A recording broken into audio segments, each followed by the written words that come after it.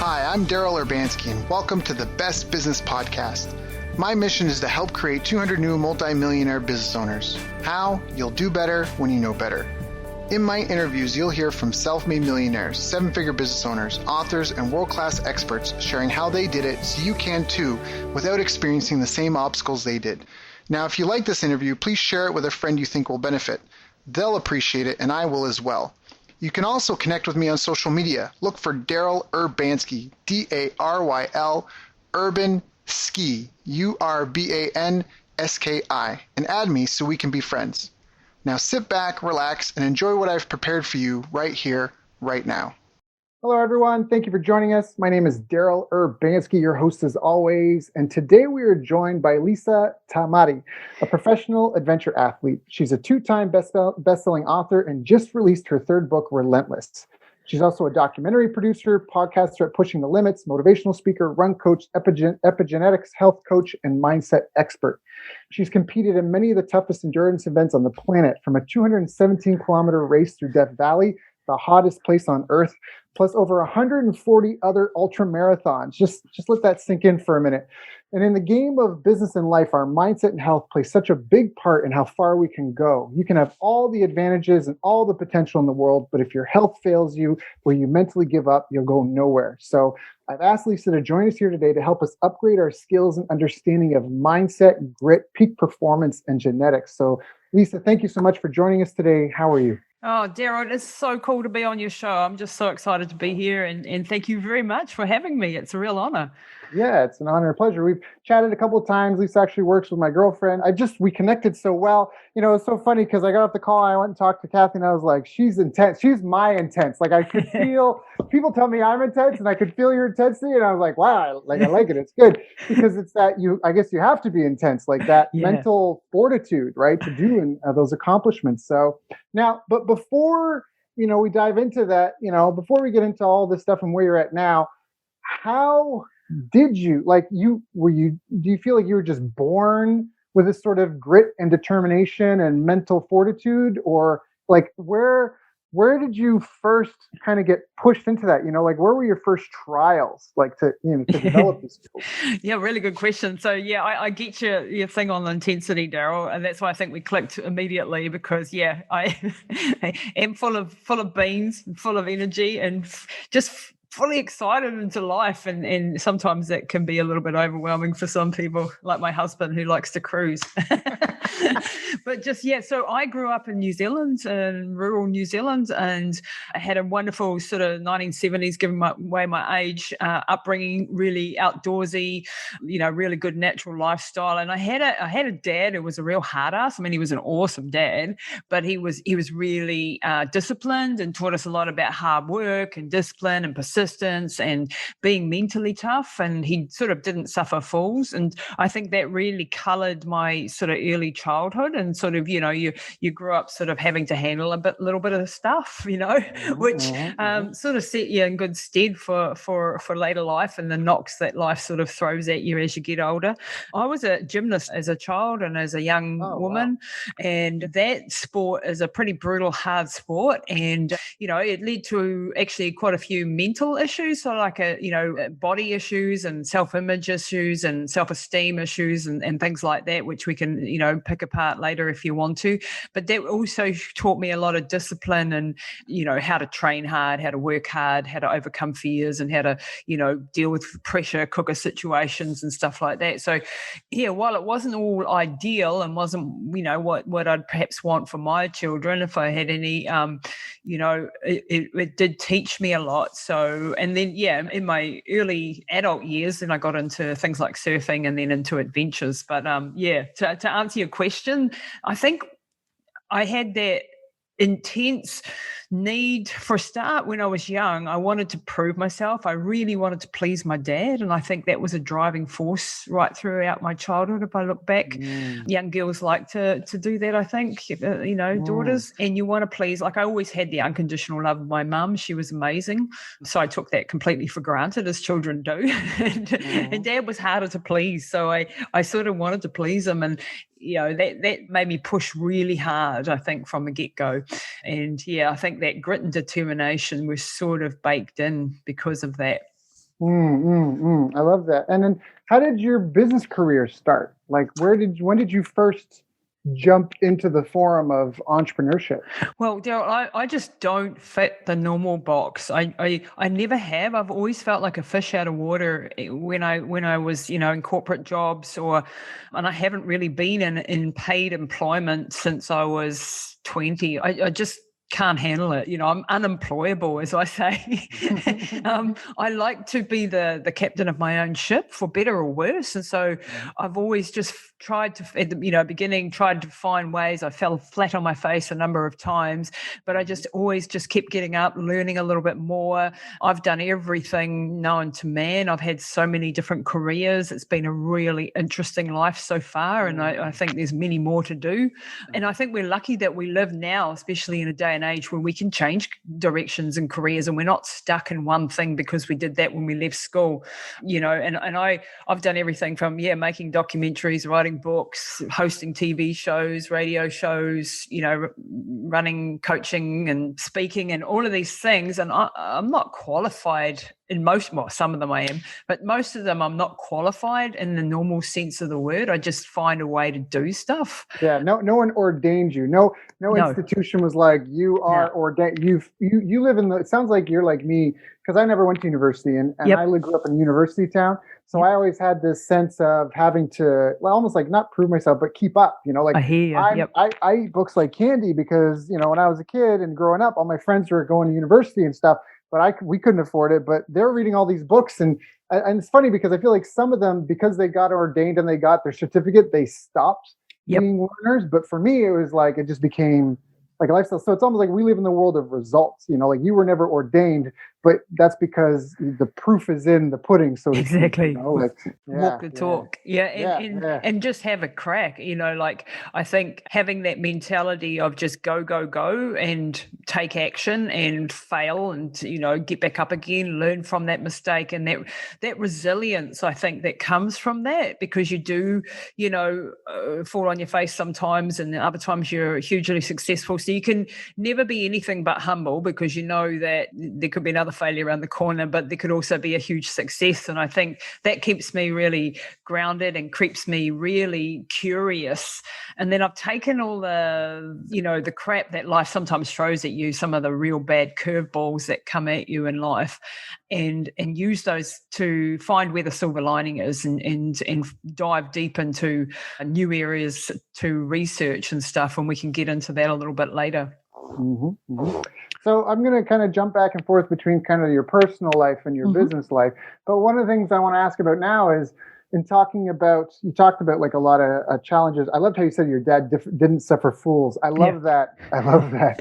It was a cool I just love that expression. Yeah. But I want to talk about some of the greatest challenges. I mean, I think a lot of people really do suffer from struggling, especially in this instant gratification world that we have. And, in a lot of ways, there's a growing sentiment of entitlement. I don't want to go too deep down this rabbit hole, but I feel like at least in our Western cultures, there's a kind of a growing sentiment of a sense of entitlement. We've had such command of the planet for so long. Diseases haven't really been like, when was the last time you knew someone that died of diarrhea? But that was like a thing, like child mortality used to be like for your parents, and their parents, like infant mortality rate was like a real risk. Like all my children may not survive, but now people feel kind of, like they're just kind of soft and cushy. So I wanted to ask about what are some of the greatest challenges that you've had to face and learn about grit and mental fortitude specifically, like when you feel like giving up, like how do you train that? How do you train willpower? Yeah, well, I mean, I'll give you some really great examples. And actually, my latest book, Relentless, is all about that. And the title says it all, really. It's the story of my mum, who's been my biggest supporter all my life, just an amazing woman. She had an aneurysm 5 years ago. And this was like, one of those moments you get the phone call and get up to the hospital, mum's collapsed, one of those horrifying moments in life. And we get to the hospital, and we had a medical misadventure for starters. They misdiagnosed her, thought she had a migraine. And what actually happened was 6 hours later, after me forcing the issue, they did a CT scan and found that she had a massive aneurysm, which is a bleed in the brain. And when this happened, like it looked like she wasn't going to survive. And we had another 12-hour wait because we live in a regional area where we have only a small hospital to get the air ambulance to get her down to Wellington, our main city, with a bigger hospital, and get her into surgery. So it was 18 hours before she got to surgery.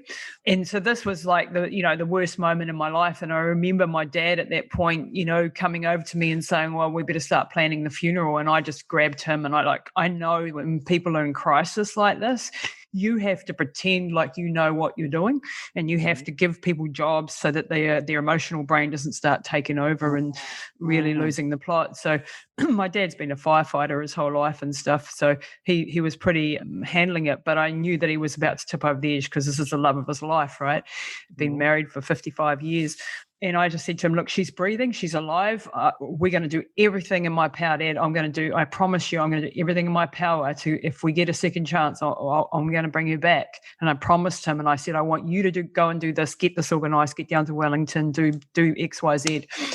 And what happened over the next 3 weeks, she was in and out of a coma as the surgeons had surgeries to do, and it was a real fight for her life. And in that time, I started to study, because after having that misadventure, I was like, well, I'm not leaving this up to everyone else. I'm going to find out what the heck I can learn about this.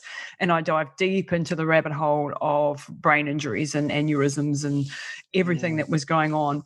And I'm not a doctor, but I've been down this rabbit hole now for 5 years since that time. But what happened was my mum, she survived the first 3 weeks in ICU, and when she came out of the coma, she had basically no higher function. She was in a not much over a vegetative state, so she had no speech. She had a couple of words. That was about it. She had no memory, no control over any functions in her body. She couldn't push a button. She couldn't find her mouth to put food in. She was in a really bad shape.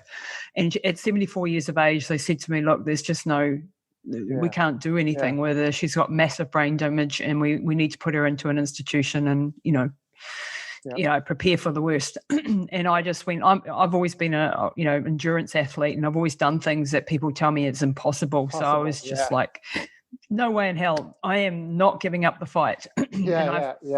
You really have to be your own doctor. I don't mean to interrupt. Absolutely. That's a major thing. Like, a lot of people are quick. I think one of the resounding themes here is a sense of ownership. Yep. Because too many people, they go to and sure, the doctor is the expert, but the doctor can only just guess off of the information you give them. So you really have to, you really have to be your own CEO of your own life. And Amen. And even when Kathy had my daughter, you just have to be careful, because a doctor sees so many people in a day. Yep. You're just one person. You really need to take command and understand that people are advising you. But if you delegate the authority, if you delegate the decision making, then you just, it's like if you don't vote, that is your vote, right? Like, oh, Daryl, you're just so on the money there, and you put it really succinctly how I feel, that because people tend to just give up the whole ownership and they hand it over to the doctors.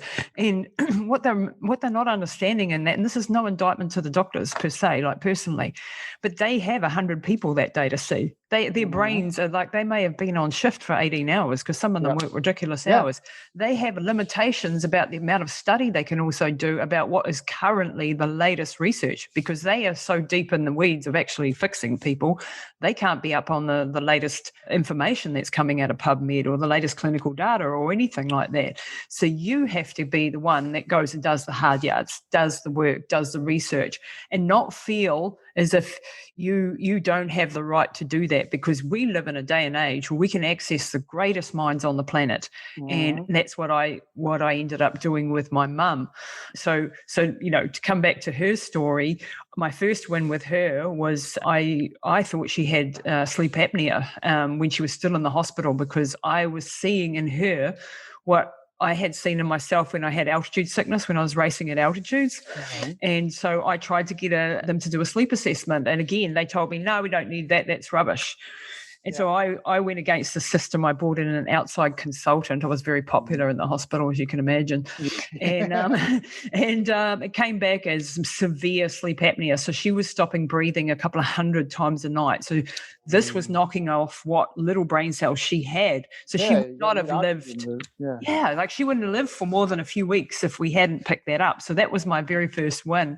And from there on, I did everything I possibly could to rehabilitate her. I fought to take her home after 3 months when she'd stabilized instead of being put into an institution. And she was 24/7 round the clock care. So this is where being an ultramarathon runner really came to the fore, because I had to know how to push my own body to the absolute brink, and my family had to step up, and we had to, care for her.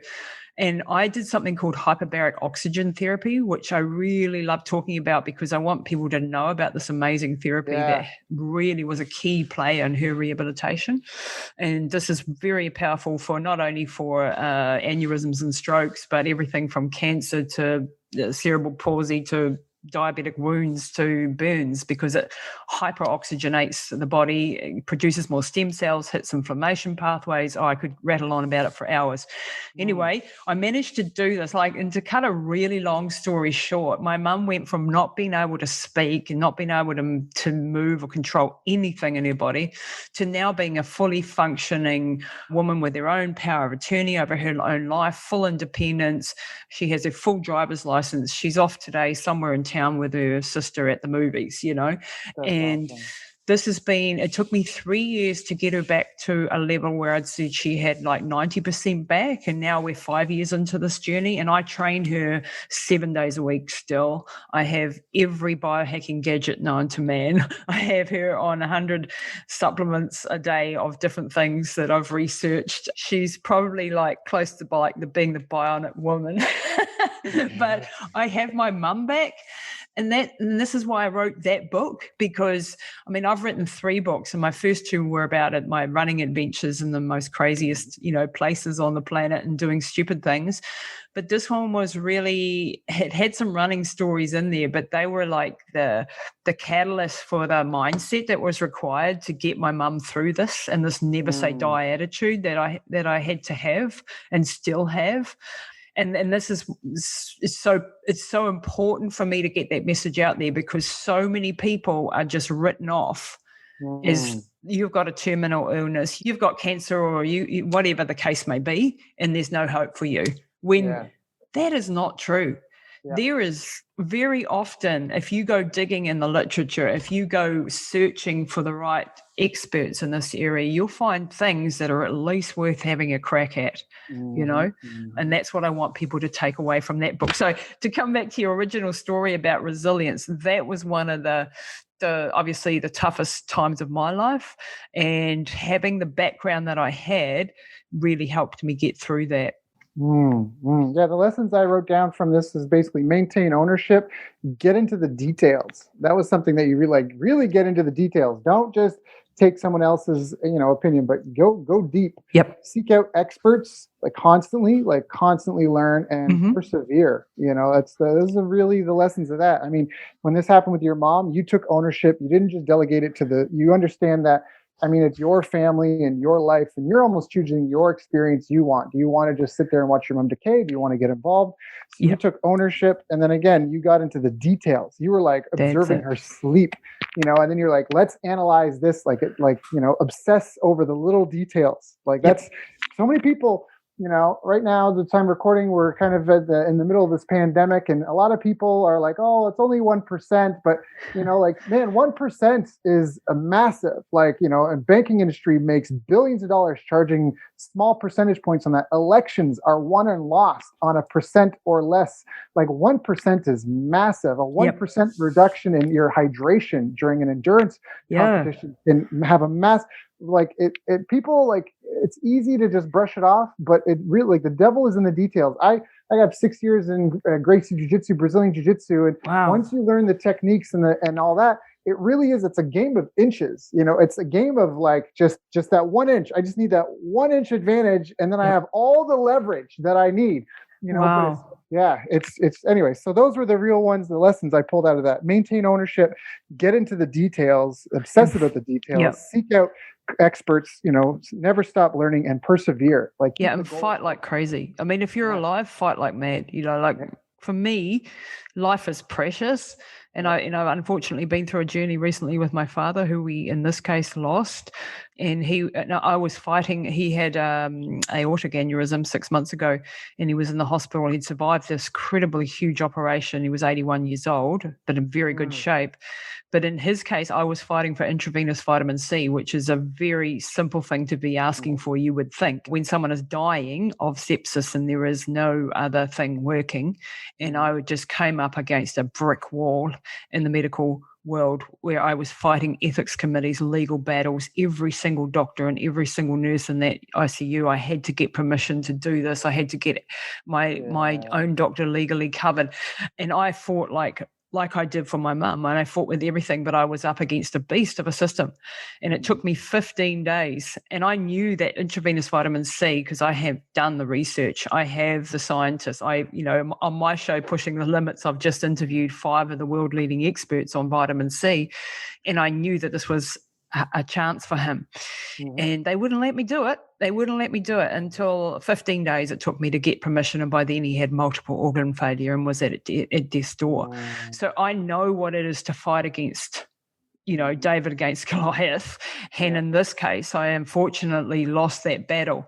But it wasn't because I didn't fight tooth and nail for him. And he will know that I did. And, He knows, and we're all going to go at some point. And I mean, at least the grace and peace of mind and the love he must have felt, and just having been part of that journey with your mom. I just know. I know me with my daughter, and and her mom. I it's okay. I can go anytime as long as they're taken care of. Exactly. I think it's fine. And that was one of the beautiful things, Daryl, is my dad was just such a dedicated husband. And when mum got sick, he is totally dedicated to her rehabilitation. And he got to see her come back to full health before we lost him. And I know he would not have liked it the other way around. Oh yeah, 1,000. As a man. Yeah. I mean, that's what, not to get into gender roles because people are different, but there really is a yin and a yang. There really is a gender aspect to everything. Everything has a duality and a polarity. And I know it leaves the masculine side. Like, we are the protectors and the defenders. Like, we, go back to our nomadic days. Like, we were the hunters and the fighters, and we were the ones that would die protecting our family. That's we're the white blood cells. That's what we're supposed to do. That's fulfilling his full potential. So, now, what about in business? What were some of the greatest challenges that you've had to overcome, or lessons that you had to overcome in business? Oh my God, what haven't I faced in business? Jeez. Like if you could talk to yourself at the beginning of your business career, what are the things that you would tell yourself to focus on? I have a tendency, and I still have a tendency, Daryl, to be so curious and so interested in so many things that focus is one of my biggest issues in time management. So I'm so passionate about so many things that I end up having so many opportunities come my way, because I'm always just networking and talking to the most incredible people, that I have trouble focusing, and I have big problems with systematizing because I'm very action orientated. I just want to, I have a good idea. I'm doing it 5 minutes later. There's no planning. There's no, strategic, and I know I drive my business partner mad, but what we've now done with that, because he knows that that's the way I am, because I'm very adrenaline based from a genetic point of view, because I studied genetics and stuff. He knows that that's my role in the business, is to create opportunities, rip open. I'm the one that sort of drives that sort of side of it, and he comes and cleans up the mess and systematizes things in behind me as best as he possibly can.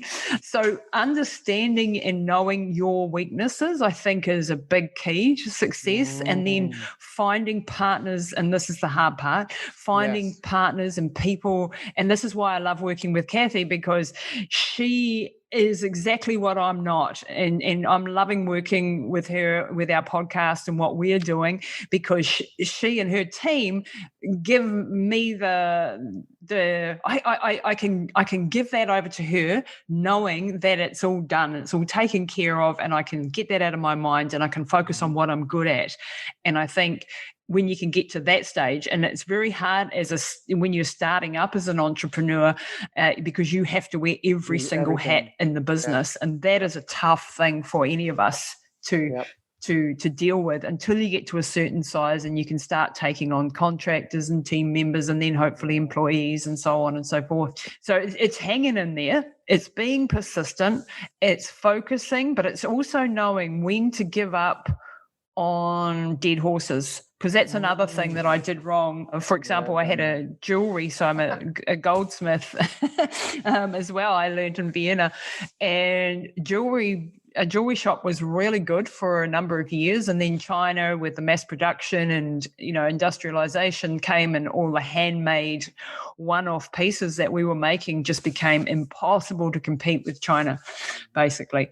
And I flogged that horse to death because it was what I knew and loved, and you know what I mean? It was time to get out. I think a lot of people are facing that right now. Yeah. The world's changed so abruptly, and it's been a forcing function around the world. Yep. And there's a lot of people, and it's painful to let go, but when your hands are full, you can't receive anything. It is so good.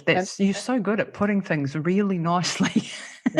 Well, you read a lot, you collect a lot of one-liners. So, but I agree 1,000%. That's a really good lesson. I think that's a fantastic. Two things that you said I think are really important. Well, we'll go through the four. One was the focus and time management, because if without focus and time management, like it's just like there's a certain amount of energy that has to be, it's called a gravity debt. If you want to send an escape velocity, if you want to put a rocket ship in outer space, like this, the Earth is just spinning at a certain rate, and you have to go that rate plus extra to get, to go the opposite direction. So there's just like a focus and a certain number of hours, whether you're doing it or someone else is doing it, that work must be done. Yeah. And so that's just an energy thing. It just needs a focus and time. The systems and processes, that's kind of everything. Like, it is. And that feeds into the third one, where you talked about knowing your strengths and partnering with people strong in your weaknesses. Because I think there's a huge fallacy that's going on in the world where people are being pushed to to be well-rounded. I mean, you want to be a well-rounded person. Sure, it sounds nice, but in the reality is you want to specialize. Yes. Not out of yourself, because you could spend your entire life trying to improve something you're weak at, but if you don't enjoy it, if you're weak at it, you can learn and develop it. But if you just want to have an easier, stress-free life, just play with people that's their strength, that's their power. And that's the danger of echo chambers, because then you avoid that. You need that back and forth.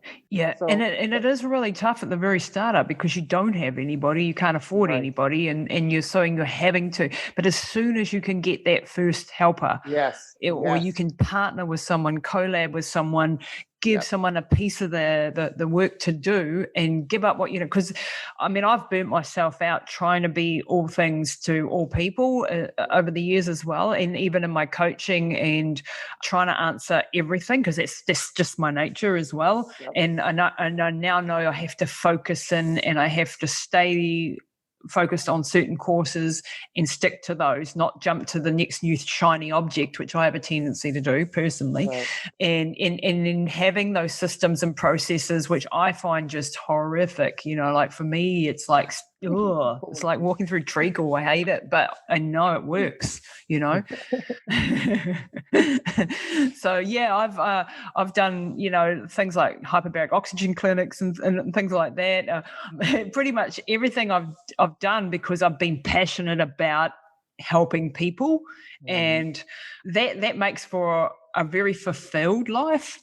It doesn't always make for an easy life. I certainly could have had things easier, I think. But, at the end of the day, I want to leave a legacy when I leave this world. I want to have an impact, as big an impact as I can, on as many lives as I can, with the knowledge that I have and the experiences I have. So that's what I'm working towards, if that makes sense. It makes perfect sense. Now, let me ask about habits and routines. I'm a big believer that our results in our life come from our daily and weekly disciplines. It's fun to plan out a year and a 3-year and a 5-year plan, and even the next 12 weeks, the next 3 months, the quarter. But it all happens one step at a time. And I'm a big fan of daily and weekly routines and habits. And could you speak to that a little bit? Yeah. What are some of the ones that you feel have best served you? Well, being an athlete, I think this is one of the things why being an athlete is such a good mentality thing, because if you don't train, you aren't going to get fitter. And if you don't put the work in, when you stand at the start line of that race, your ass is going to get kicked. So you learn the discipline of going through pain in order to feel pleasure later. So you learn that delayed gratification. Some of the things that I do. So I'll give you an example out of my daily life. So I usually get up around 6:30, 7 a.m. I usually go for a walk in the sunshine so that I get light on my eyes, because it's really important to get that morning circadian rhythm, sunshine on your eyes, get a bit of vitamin D. That gets my metabolism up and running. I don't eat in the morning. I try to intermittent fast for as long as I can. Sometimes I'm successful, sometimes I'm not, depending on how hungry I get. So strikes, I go outside, get that sunshine. I usually do a little bit of 5 minutes, just 5 minutes of yoga. I have my supplements and that sort of thing, that regime. Then I get into some work, because I know that my brain, because I've studied epigenetics and genetics, I know that my brain is at its best at around 9 a.m. in the morning. So 8 till 10, 11, I'm full on in the intellectual hard work, if you like. And then I will usually have to take my mum for training, because I train her and look after her between 10:30 and 3 o'clock. And then usually she has a break. And then I'm back into work. In between, I have to fit in my training regime as well. And I've learned that with my genetics, I need to power down by about 8 o'clock at night. And I used to work up until 12, 1 o'clock in the morning. I don't anymore, because it's a false economy. You think you are getting more done by being an absolute hard-ass entrepreneur who's working 18 hours a day. All that does is lead to health issues and problems and sleep deprivation. And I really am big now on finding that balance, for the want of a better word, or not overloading my stress bucket of stress, and understanding I will be more productive on half the amount of time. And in the evenings, I'm usually studying science, and that might sound like work, but for me, that's relaxation. So I'm usually doing 3 or 4 hours of study per day, because I'm just constantly learning. But I don't count that as work. I just am very, very curious, and it's a calming thing for me. Science is a very calming thing. So that's sort of my average day, and those are all ritualized sort of time blocks that I have that fit my genetics and because I'm very self-aware, if you like. I'm very aware of my needs. And, I know that my body needs a lot of movement. So in between all of those, I'm doing lots of little movement blocks. And that might be just 10 press-ups in between calls or something like that. But I know that I need that. So I think small little wee habits that you build on every day. Don't try to, build Rome in a day. Try to do one small thing at a time and work on that for a week or two. And once you've got that nailed in, maybe add in another habit and make things easy. Like put little prompts out that get you going.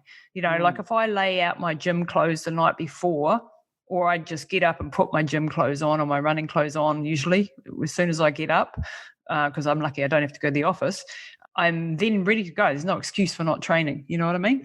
So it's making those little adjustments to make it easier to do the things. A buddy of mine had a tip. We used to do a 6 a.m. CrossFit class together. Mm-hmm. My buddy, he was like a clock. I'm pretty good with discipline, I think, but he was a clock. And I was like, how do you do it? And he's like, days I don't feel like doing it, I just tell myself, just go downstairs and put one shoe on. Yeah. Just put one shoe on. And if you decide you don't want to go, then don't go.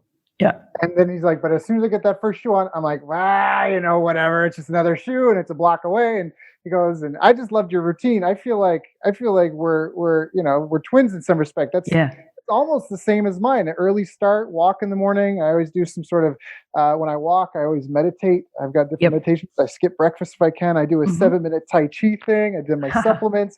Then I work, like 7:30 to 8.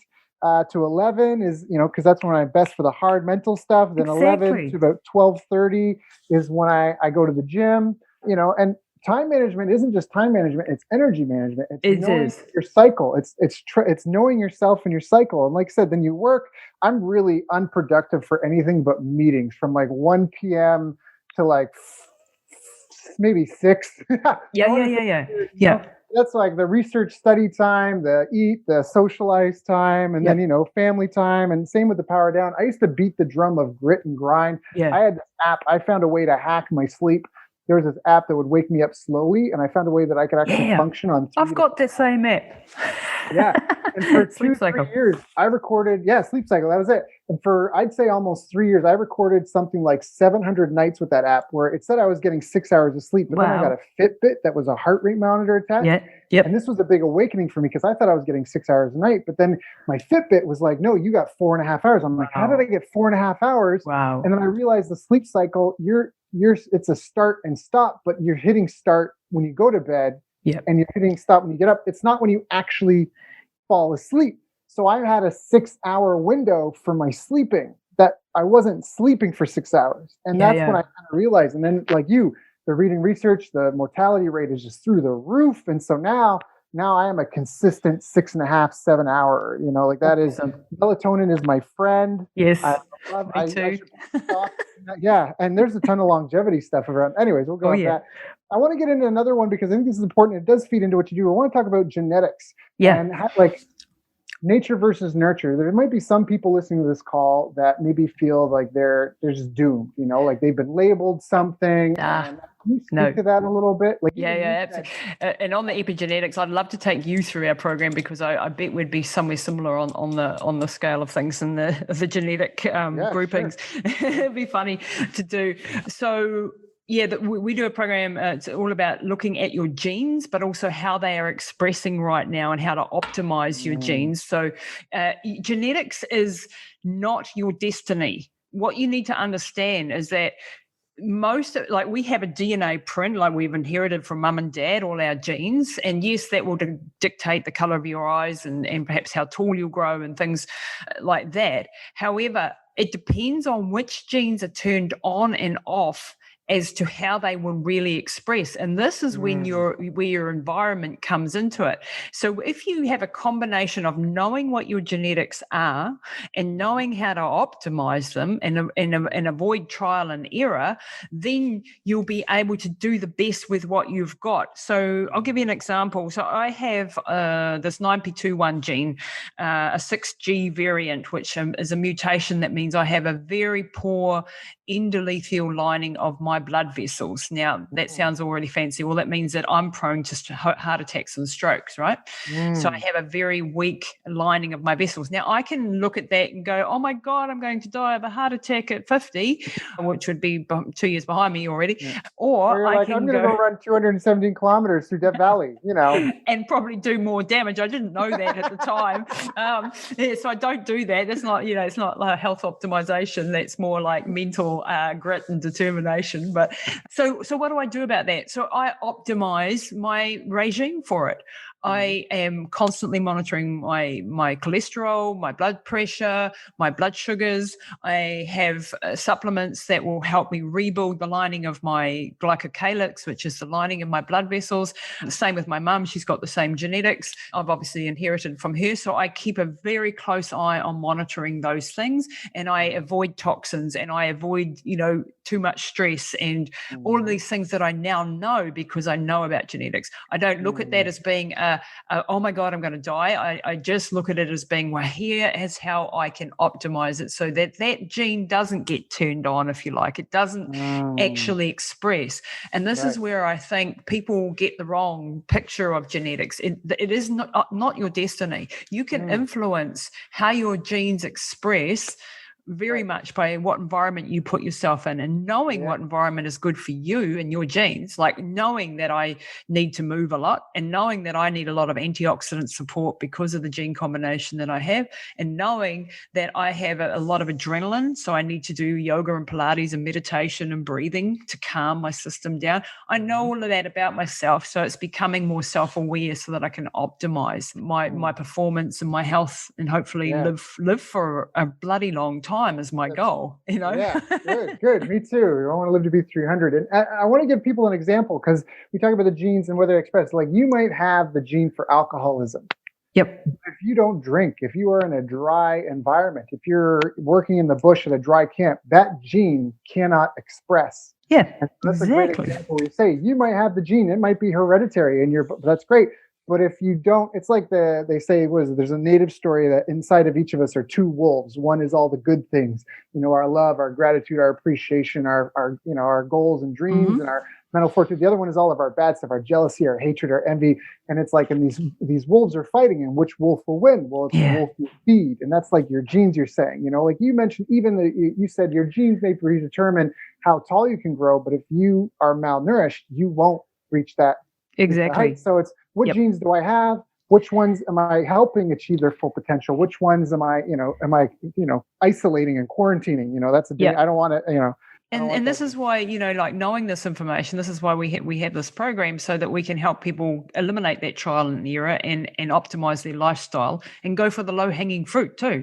Do the things that come easy, and just knowing how your personality works and what your dominant hormones are. And, I know that I have a lot of adrenaline. It means I'm a risk taker. I'm an action taker. I can be quite fiery if I don't get a lot of movement or if I don't get fed regularly, so I know that. So it helps me manage my personality as well, and to make me a better person, so that I'm not horrible to my husband or something, because, he for his genetics, he needs more time to plan, and he's very systems man, and he does everything super properly, whereas I'm like in a hurry all the time. So that could be trouble in the marriage. But now that we know that about each other, we give each other that space to be, well, most of the time. We still have the odd arguments, but I love that. Can you talk about your program a little bit? Like, how does it work? How do you figure out, how does someone get a review of their DNA? Like, of their, do they have to give you a pint of blood? No. So we do use different programs. So we have 2 or 3 different genetic testing things that we use, but our main one is an assessment, doing a big 45-minute assessment online. So you don't even have to go and spit into a vial or anything. And what this does is it takes 10,000 data points and it goes into these algorithms. And this has been developed by hundreds of scientists across 15 different science disciplines. So this is not, coming from us. And this gives us reports about our genes and the combination of genes at play and how they're expressing right now. So the things that you might be predisposed to, but also things like the exact foods that you should have for your genes. So right down to eat spinach, don't eat bok choy, or eat almonds, don't eat cashew nuts, or you should be exercising ideally between 1 and 5 p.m. in the afternoon, and don't get up at 5 a.m. to do a CrossFit cast, because that's going to smash your hormones, because they're replacing at that time. So this is just golden information, it really is. That's huge. Yeah, that is huge. Epic. It's like those old school Nintendo cheat codes, like give your player it is cheat code. Yeah, that's what that is. It's pretty epic. It is. And we love it, using it with our athletes that we train, and also in the corporate setting for team building, for understanding other personality types, right through to people with really difficult health issues who are trying to optimize, their lifestyle for their life, or coaches and executives who are wanting to optimize their performance. Where would someone go if they wanted more information on that? I'd love everybody to check out my website, lisatamati.com. So Tamati is Tamati, lisatamati.com. Everything's housed on there pretty much. And you can follow me on Instagram and all of that sort of jazz. Lisa Tamati on Facebook and Instagram and on YouTube. But yeah, that's where people would find out about the epigenetics program, or they can just, email me via the website. And where do you think the future of this is going? Like, how do you think things are going to evolve in this respect? Yeah. Yeah, I mean, the personalization should be in every aspect of what we're doing. We now have the information to be able to personalize. So if you go to your doctor, or you go to a personal trainer, or you go to I don't know, some sort of health professional, if they can personalize it to you, they're at the cutting edge, because that's where it becomes powerful. If we all have and we used to train people like one size fits all because we didn't have this information. But now I'll give you an example. I used to make my husband get up at 5 a.m. and do a CrossFit workout. Now, for my genetics, that's perfectly fine. I'm good at high intensity, short, sharp trainings. Right. And my ATP replaces very quickly. I can do back-to-back sets. And that time of the morning, it's a little bit early, but it's not too bad for me, for my genetics. For my husband, his hormones, his testosterone is replacing at that time of the day. That's not a good time for him to be up for a start. He should be in bed. Stressing his system out. Yep. And his stressing his testosterone. And as a male, that's a bad thing to be doing, right? Mm-hmm. Then he's doing CrossFit, which for his genetics is complete wrong exercise. So he would put on weight on a regime like that instead of losing weight. So for him, long distance endurance-based exercises done mainly in the afternoon, as well as heavy load bearing, whereas my body can't take heavy load. I should do weights that are in the middle of the line and not really heavy stuff, whereas his body responds better to heavy weights with long pauses between the sets, if that makes sense. So just understanding those couple of aspects have made a game changer. Like, he was putting on weight because I was making him get up early and causing a cortisol rise, causing his blood sugars to go up, smashing his testosterone levels, and causing havoc for him because I didn't know at that point that that's what his genetic makeup was. Now we know better, and that's where it's just gold. Yeah, I love that so much. Honestly, people listening to this, if you don't want this information about yourself, I have no dog in this fight, so there's no benefit to me. But I think the power of this stuff is phenomenal. I mean, the more you know yourself, the more empowered you are to understand your true potential. It's really tough for us to understand ourselves. I think I forget if it's Taoist or Wu Wei, but they're kind of like fire can't understand itself because it understands wood. You know what I mean? Like yes. It's that concept. So it's really tough for ourselves. That's, I think, why a lot of people can benefit so much, and why a lot of people struggle to have a long-term relationship, and why we value it. Because when you're just like a single person and you're having, your friends and stuff, if you are abrasive, or, you've got if you've got rough edges, it's easy for people to insulate themselves from you. They just take a break. You don't hear from them for a while, then they come back. But when you share a living space with someone, you see them every day. You can't hide. Affect your life. It's like that echo. Like I feel like life is very Shakespearean, and Shakespeare, all of the main characters fell victim to their greatest flaws type thing. And I feel like that's kind of like when you share that space, you see that. And so this is just you're talking about being able to see. Literally, you're being self-aware of yourself. A lot of people love personality testing that, but imagine understanding. This is next level. Yeah, to that. Next in the hormones, your body, and your own rhythms. I just think that's incredible. And I think it's really important for relationships, not just for the food and exercise point of view, but to understand who you are and for accepting yourself. Because, like for many years when I was a young woman, and especially in my gymnastic days, I wanted to be the skinny little, tiny little person that I wasn't. I was a strong, tall, muscular. And for me to see that in my genetics now and go, hell, I was just fighting my genes every step of the way, instead of accepting and embracing who I am and knowing that I'm okay as I am, and that it's a waste of my time and energy trying to be, I don't know, some super skinny model type girl, because that is not me. And fighting against your own genetics will never bring you happiness, and we're all different, and we're all different for a reason, because we used to have different roles in the tribe. And if we go back to our evolutionary days, this is where it's all developed from, because we all needed to be different because we had different roles. Like you said, you might have been off hunting the antelope while I might have been at home teaching the kids how to do something, or, whatever my role was. But when we understand that we all had different shapes and sizes and strengths and weaknesses because of the roles that we developed over millennia, then those are still present in us today, and that's okay to be as we are.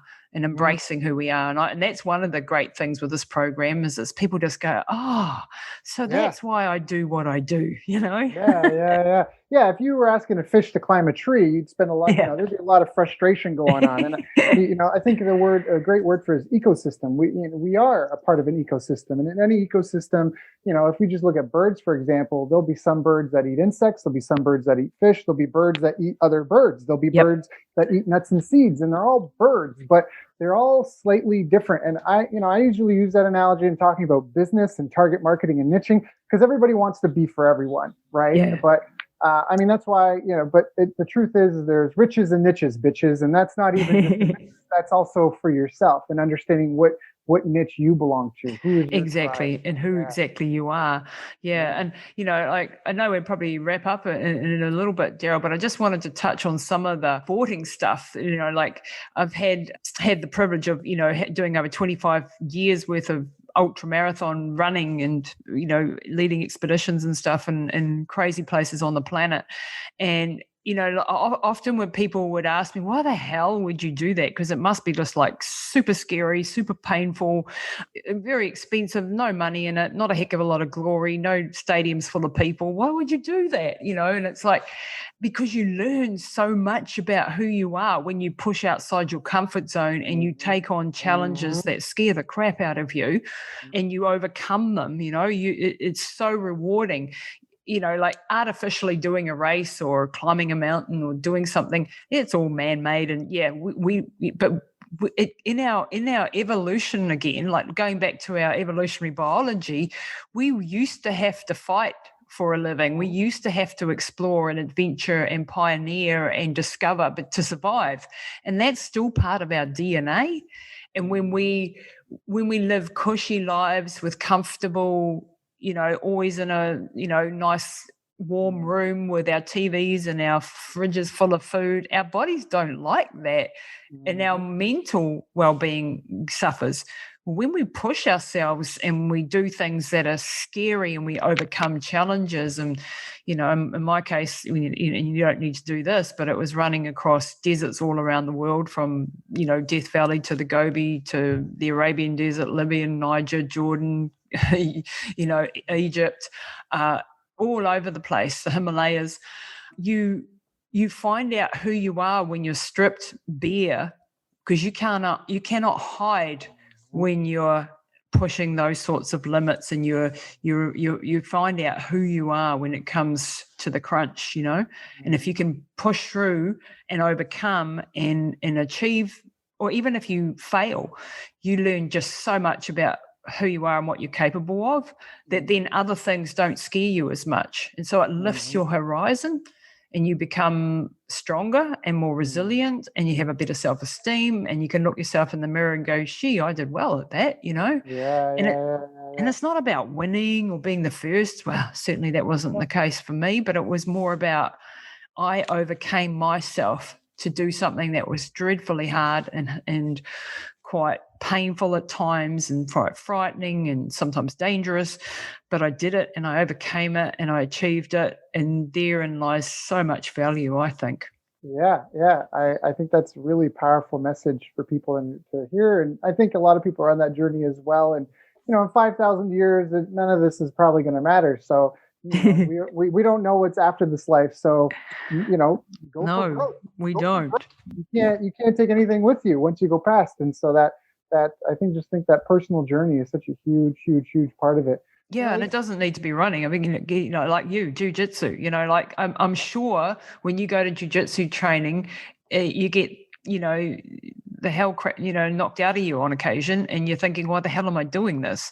Yeah. Or how frightening it is, or how hard it is, or you don't feel like it, but you do it anyway. We used to always joke that, martial arts is the only thing where if your teacher can't beat you up, you're disappointed, because then if you took your kids to football practice and the coach was beating up your kids, they'd be an outcry, your gymnastic teacher is choking out students. They'd be like, what is going on here? But if you could beat up your teacher, you're like, nah, I don't know, maybe there's someone it's that, where's that wall I can't climb? It's almost like eating into the hard part. So, Lisa, this has been a fantastic interview. There's so much great content here. People may want to listen to this more than once to make sure they get it all. Now, is there anything I didn't ask you that I should have asked you? Oh, that's a really good question. I think what I want people to take away from this is that you are capable of far more than you think. That the fact that we're alive is like the odds are so far stacked against us. So like Daryl said, we only get one shot at this, or we think we only get one shot at this. We're not sure, but we need to make the most out of this life. And like Daryl said to me prior to this interview, everyone, he said, I got off the call the other day and I was like, wow, she's really intense. And I'm like that too. And I thought, yeah, I am really intense, but that's cool, because I'm just excited about life, and if we can retain that childlike sort of curiosity and, desire to learn, and, it doesn't matter whether you fall on your face regularly, but if you can believe in yourself and back, find someone to back you. If you don't, like find a mentor, find a coach. If you can't afford it, go on blimmin' YouTube and podcasts and find the best teachers, because that's what I do. You don't have to have lots of money to find really great teachers nowadays if you haven't got that resource. But just take action now. Live your life hard out and reach for some big goals, but work your way up to them. And don't let people, like I was told with my mum, you can't, she's buggered, she'll never do anything again. Well, now she's just walked in with the groceries and, she's fine, she's not meant to be fine. She's not meant to be alive, so they're not always right. Those experts who tell you can't do something, you don't always have to believe it. When someone says to me, you can't do that, I go, thanks very much for your advice. I'll go and find someone else who tells me I can. I love that. Yes. my only addition would be daily focus. Just if it's important to you, it belongs on your calendar every single day. Just when you look outside, the squirrels, the birds, the fish, no one's like, oh, I worked so hard this week, don't need to go get any food today. If any predators come around, I'm gonna tell them to come back Monday. I'm not running this weekend. Right? Like that just doesn't exist. That's a luxury that we've created that doesn't necessarily serve us. So it's okay to have downtime. It's okay like recovery, I think, is undervalued. I do think we do, especially, the people like listening to this, probably type A personalities going hard all the time. Don't forget you do need recovery. It is okay to take time out, because that's a part of the whole process too. I know you do, Daryl, and I schedule in downtime because otherwise I know I'll work right through it. And then my family suffers and I blow up, and I've burnt out and blown up so many times in my life. I've slowly woken to the idea that, gee, maybe I'm not as tough as I thought I was, and I need to back down sometimes and have a rest. My dad said something to me that really helped drive that home once. He was like, Daryl, silence is part of music too. Wow. Not just noise. But the key Very is wise man. It's intentional. Yep. And I think that's it. So that's why I ever say daily. Even if the daily thing task is a rest, it's intentional. It's intentional silence. It's not neglect. So it's not laziness. It's not laziness. It's doing things with a purpose. And sometimes that purpose is recovery and downtime and family time and those things that are important. Like this is one of the, I'll leave you with this one, like one of the mistakes that I did make in the last probably few years where I've been going hard out in business was sometimes my family paid the price. Not so much since mum got sick, because I've been fully focused on her, but where my husband's come up short, my dad came up short and I lost him, because I perhaps was so focused on mum and business I missed. Don't say that. It's not. Well, what I mean?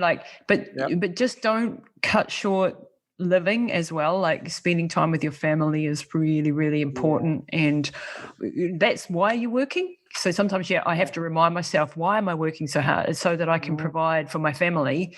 And therefore, sometimes it's better to just have time with the family so that you can actually enjoy the living years, I love that. Everyone listening, just go check out lisatamati.com. Yep, lisatamati.com. Yep, that's one. Tamati.com. There's also runninghotcoaching.com and peakwellness.co.nz. That's Lisa, the thank you one. so much for joining us today. It has been such an honor and a pleasure. We'll definitely have to have you back on at some point. And just thank you so much for coming and sharing, because you could have been spending time with your family. You could have been spending time with your podcast, your listeners, your clients, your customers. So thank you for coming and sharing your blessings with my followers. Daryl, you're epic, and I can't wait to have you on my podcast, Pushing the Limits. I'm waiting, really stoked about that interview, and I really honor and thank you for the work that you're putting out there into the world. You've reached the end of our interview. Now, first, let me thank you for listening. I appreciate and respect you more than you'll ever know. And now I'd like to ask you a couple of questions. First, what 3 lessons did you just learn? What 3 aha moments just jumped out at you? Second, what can you implement for yourself and your business in the next 24 hours? Third, what can you give to someone else to help you with, or give them to just do it for you? Whatever it is, remember, taking action is the secret sauce to results. Now, if you think this interview would be helpful for a friend, please give them a link to it. It'll help them and it'll help me too. I'd also like to invite you to help me find out more about the challenges you're facing, your dreams, your goals, and how I can help you overcome what's holding you back. We both do better when we know better, and your success is my success. So please reach out and interact. You can visit our website, bestbusinesscoach.ca for Canada or California, where I'm from and where I'm living. You're welcome to also try out one of our paid programs. You can find us on YouTube, Facebook, and pretty much every other social media channel you can think of. You should also subscribe to the podcast, and if you're enjoying them, please leave us a nice review. It really helps. That's all for now. Once again, thank you. Take care of yourself, and remember, the world needs the best business you can build. And I believe in you.